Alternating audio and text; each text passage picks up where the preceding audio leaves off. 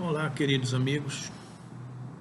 Hoje, na continuidade de nossos estudos, chegamos no capítulo 11 do Evangelho segundo o Espiritismo, esse maravilhoso capítulo que nos fala do amor ao próximo como a si mesmo. É um estudo que fala do mandamento maior, de que devemos fazer aos outros o que queiramos que os outros nos façam. Fala na parábola dos credores e dos devedores, do dai a César o que é de César e a Deus o que é de Deus. E nas instruções dos Espíritos nós temos comentários de espíritos amigos a respeito da lei de amor, do egoísmo, da fé e a caridade, da caridade para com os criminosos e de se deve se expor à vida por um malfeitor. De novo, a recomendação de que possamos estudar, ler, nos debruçarmos um pouco nos ensinamentos e no pensamento para vivenciarmos um pouco o sentimento daqueles espíritos abnegados que nos trazem essa mensagem de amor do Cristo, que nos revelou este roteiro seguro para a nossa evolução. Então, o capítulo começa no mandamento maior, de fazermos aos outros o que queríamos que os outros nos fizessem. E está lá em Mateus, no capítulo 22, versículos 34 e 40, quando ele diz: os fariseus, tendo sabido que ele tapara a boca dos saduceus, reuniram-se e um deles, que era doutor da lei, para o tentar, propôs-lhes esta questão: Mestre, qual o mandamento maior da lei? Jesus respondeu: amarás o Senhor teu Deus de todo o teu coração, de toda a tua alma e de todo o teu espírito. Este, o maior e o primeiro mandamento. E aqui tendes o segundo, semelhante a estes: amarás o teu próximo como a ti mesmo. Toda a lei e os profetas se acham contidos nestes dois mandamentos. Observem que espíritos superiores ele tem uma clareza de linguagem e uma concisão capazes de, em poucas palavras, ele nos revelarem um roteiro, um caminho de uma vida. Então vocês vejam que neste mandamento, Jesus resume toda a lei e os profetas, quando ele nos revela como o seu caminho, a lei de amor. Amarás ao Senhor teu Deus de todo o teu coração, de toda a tua alma e de todo o teu espírito. Este é o maior e o primeiro mandamento. E tendes o segundo, semelhante a estes: amarás o teu próximo como a si mesmo. Toda a lei e o profeta se acham contidos nestes dois mandamentos. Jesus resume no amor a Deus, no amor ao próximo e no amor a si mesmo o roteiro para que a lei de amor possa transformar a nossa vida. E nos dá uma sequência lógica de encadeamento das conquistas humanas.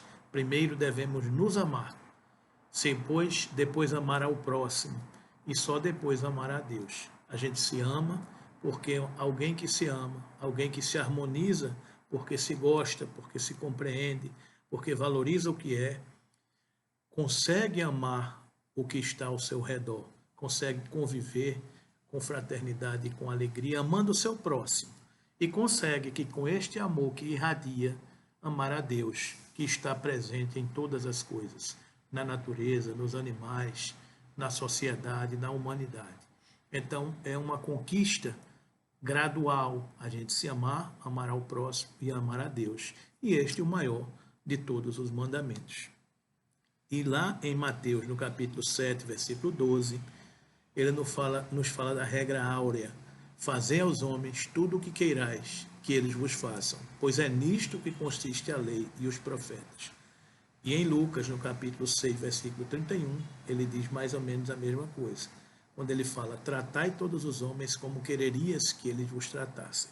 Ou seja, a gente se colocar no lugar do outro, sempre fazer aos outros o que gostaria que fizessem a nós. E ele segue no estudo quando ele fala de mais uma passagem do Evangelho, no capítulo 18, versículos 23 a 35, que ele fala que o reino dos céus é comparável a um rei que quis tomar conta aos seus servidores. Tendo começado a fazê-lo, apresentaram-lhe um que lhe devia 10.000 talentos. Mas como não tinha meios de os pagar, mandou que seu senhor vendessem a ele, a sua mulher e seus filhos, e tudo que lhe pertencesse para pagamento da dívida.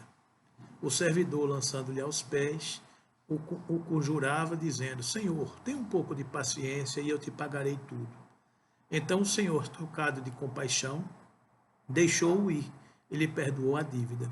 Este servidor, porém, ao sair, encontrando um de seus companheiros que lhe devia 100 dinheiros, o segurou pela goela e, quase estrangulando, dizia: Paga o que me deves. O companheiro, lançando-se aos pés, o conjurava, dizendo: Tenha um pouco de paciência e eu te pagarei tudo. Mas o outro não quis escutá-lo. Foi-se e mandou prender, para tê-lo preso até pagar o que lhe devia. Os outros servidores e companheiros, vendo o que se passava, foram extremamente aflitos e informaram ao Senhor de tudo o que acontecera. Então o Senhor, tendo mandado vir à sua presença aquele servidor, lhe disse: Mau servo, eu te havia perdoado tudo o que me devias, porque me pedistes. Não estavas, desde então, no dever também de ter piedade ao teu companheiro? Ou seja, fazer aos outros o que gostaríamos que fizessem a nós, não é? Como eu tivera de ti, e o Senhor, tomado de cólera, o entregou aos verdugos para que o tivessem, até que ele pagasse tudo o que devia. E assim que meu Pai que está nos céus vos tratará, se não perdoardes no fundo do coração as faltas que vosso irmão houverem cometido contra cada um de vós. De novo, é o Evangelho de Mateus, capítulo 18, versículos de 23 a 25. E o comentário de Kardec é o seguinte: o amor ao próximo como a si mesmo, fazer pelos outros o que quereríamos que os outros nos fizessem, é a expressão mais completa da caridade, porque resume todos os deveres do homem para com o próximo. Não podemos encontrar guia mais seguro a tal respeito que tomar para padrão de que devemos fazer aos outros aquilo que para nós desejamos. Com que direito exigiríamos dos nossos semelhantes melhor proceder, mais indulgência, mais benevolência e devotamento para conosco do que o que temos para com eles? A prática destas máximas tende à destruição do egoísmo, quando a adotarem para a regra de conduta e para a base de suas instituições. Os homens compreenderão a verdadeira fraternidade e farão que entre eles reine a paz, a justiça, e não haverá mais ódios e nem dissensões, mas tão somente união, concórdia e benevolência mútua. E Jesus e Kardec segue no comentário de que dai a César o que é de César, e depois tem o comentário de Kardec, quando ele diz: esta sentença, dai a César o que é de César, não deve, entretanto, ser entendida de modo restritivo e absoluto, como em todos os ensinos de Jesus. Anela um princípio geral, reunido sob forma prática e usual e deduzido de uma circunstância particular. Este princípio é consequente daquele segundo o qual devemos proceder para com os outros, como querias que os outros procedam conosco. Ele condena todo prejuízo material e moral que se possa causar a outrem, toda postergação de seus interesses, prescreve o respeito aos direitos de cada um, como cada um deseja que respeitem os seus, estende-se mesmo dos deveres contraídos para com a família, a sociedade, a autoridade, tanto quanto para com os indivíduos em geral. Nas instruções dos Espíritos, Kardec compila e traz aqui uma primeira lição chamada a Lei de Amor, quando ele nos diz que o amor resume a doutrina de Jesus toda inteira, visto que esse é o sentimento por excelência, e os sentimentos são os instintos elevados à altura do progresso feito. E aqui o Espírito que assina essa mensagem, que é o Espírito de Lázaro, ele nos retrata o progresso humano, do espírito humano. Em sua origem, o homem só tem instintos. Quando mais avançado e corrompido, só tem sensações. Quando instruído e depurado, tem sentimentos. E o ponto delicado do sentimento é o amor. Não o amor no sentido vulgar do termo, mas esse sol interior que condensa e reúne em seu ardente foco todas as aspirações e todas as revelações sobre-humanas. A lei de amor substitui a personalidade pela fusão dos seres extingue as misérias sociais. Ditoso aquele que, ultrapassando a sua humanidade, ama com amplo amor os seus irmãos em sofrimento. Ditoso aquele que ama, pois não conhece a miséria da alma, nem da do corpo. Tem ligeiros os pés e vive como que transportado, fora de si mesmo. Quando Jesus pronunciou a palavra divina, amor, os povos sobressaltaram-se e os mártires, ébrios de esperança, desceram ao circo. O Espiritismo, a seu turno, vem pronunciar uma segunda palavra do alfabeto divino. Estai atentos, pois esta palavra ergue a lápide dos túmulos vazios. É a reencarnação, triunfando da morte. Revela às criaturas deslumbradas o seu patrimônio intelectual. Já não é ao suplício que ela conduz ao homem, condulo à conquista do seu ser, elevado e transfigurado. O sangue resgatou o espírito, e o espírito tem hoje que resgatar da matéria o homem. Disse eu que nos seus começos o homem só tem instintos, mais próximos, portanto, ainda se acha do ponto de partida do que da meta.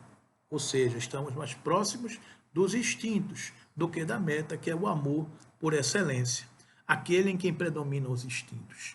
A fim de avançar para a meta, tem a criatura que vencer os instintos, em proveito dos sentimentos, isto é, que aperfeiçoar estes últimos, sufocando os germes latentes da matéria.